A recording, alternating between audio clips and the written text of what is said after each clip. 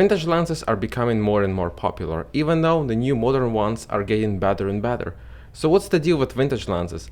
What's so special about them that we don't have in new modern lenses? Well, we're gonna answer this question in today's episode dedicated to vintage lenses and why you should be using them with your modern camera. In my search to find affordable, good quality lenses that create this movie look, some people call it cinematic, I've spent a lot of time and some money. I started by purchasing a budget set of cine lenses called SLR Magic Micro Primes, which are great for indie filmmakers. They create a look, something in between of modern and vintage. And soon I realized that I want more of that vintage look, and there is no better way to get it but to use vintage lenses. They're old, imperfect, but at the same time they are a great tool in our digital time. They have this style and character that modern lenses can only dream about. And before I introduce you to my set of vintage lenses, let's break down some advantages of using old lenses. It's super easy to use them with new modern cameras, thanks to focus picking feature and attachable monitors, which make focusing process so much easier, as well as adapting them.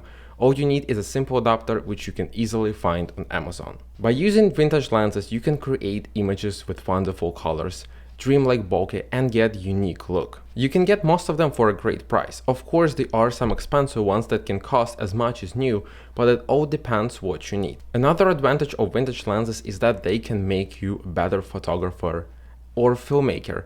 They force you to slow down, focus on the process to get the best results with composition, focusing, and stuff like that. Most of the vintage lenses are very compact, and it helps a lot when you want to travel light or you don't have enough space in your backpack. You can literally fit them in your pockets. So here's my vintage lens set that I purchased from eBay for just under $300. So I have Tokina 17mm f3.5, Vivitar 28mm f2.5, and of course the famous Helios 44-2 58mm f2. They look tiny, but they got a lot of magic in them. And to explore their full potential, all you need is an adapter.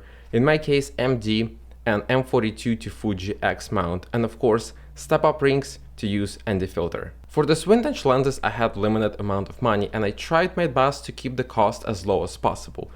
These were lenses were not my first choice, but they are perfect for my experiment of getting cinematic look by using cheap vintage lenses. I think it's time to introduce you closely to these lenses. So my point was to get a wide, standard, and kind of a telephoto focal length. And since we are using Fujifilm camera with a crop sensor, the original focal length will be changed by 1.5. Tokina 17mm becomes about 25mm on a crop sensor, and I did not see any distortions. It's wide enough for landscapes, establishing shots, as well as creating some creative ones. The lens itself is well built, soft wide open, but improves from f5.6. Vivitar 28mm becomes around 42, and I really like this focal length. The lens has a great build quality, good contrast, a lot of character in the image, and flares. It's pretty soft wide open, but improves from f4 and up.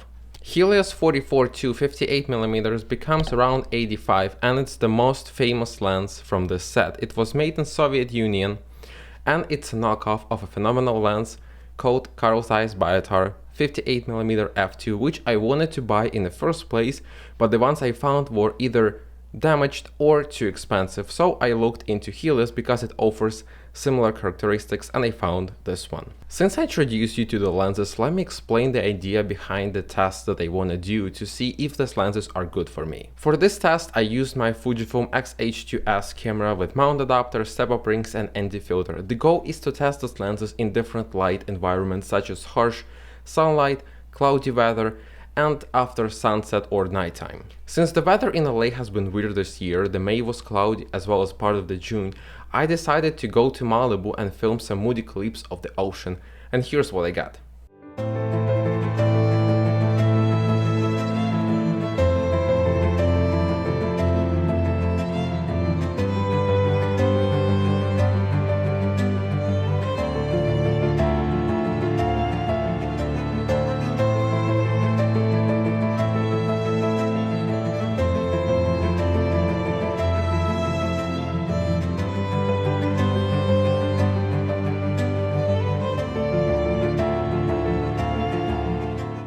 really like this dreamy look. It was filmed wide open with Tachyna and Vivitar. The only thing, it started drizzling too early and these lenses are not weather sealed, so I had to leave, and I was not able to fully test Helios, only filmed a couple of clips from inside the car.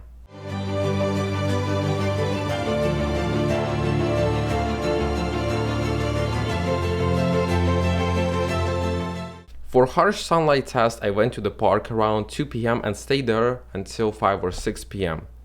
In these conditions, we have a lot more color contrast, more shadows, more highlights compared to cloudy weather, but at the same time the sun is shining so bright and it's harder to create pleasing image as well as control the focus. While walking around the park, I wanted to film some beautiful shots, and I think I got a couple of good ones.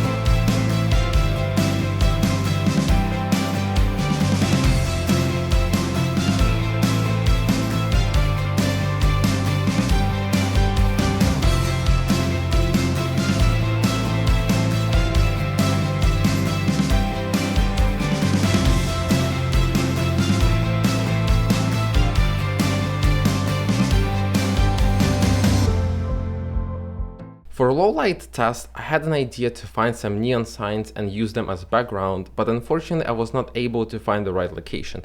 But while scouting, I filmed some clips with Tachyna and Vivitar, which can demonstrate the results of image quality in almost low light situation.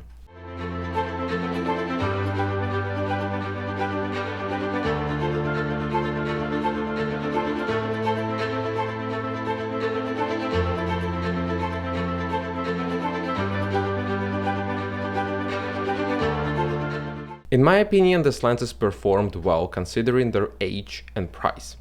While editing the clips and color correcting them, I noticed some color differences between them, and it's perfectly fine because you can easily correct it in post.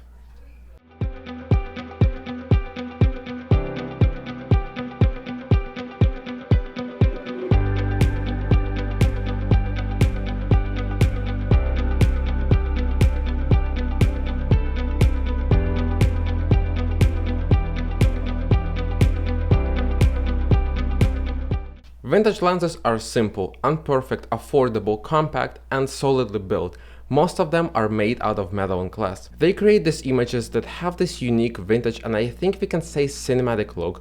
It's so easy to adapt them to modern cameras and so fun to use. In my opinion, vintage lenses are a great tool for filmmakers and photographers, and I would like to hear your opinion as well as some lens recommendations.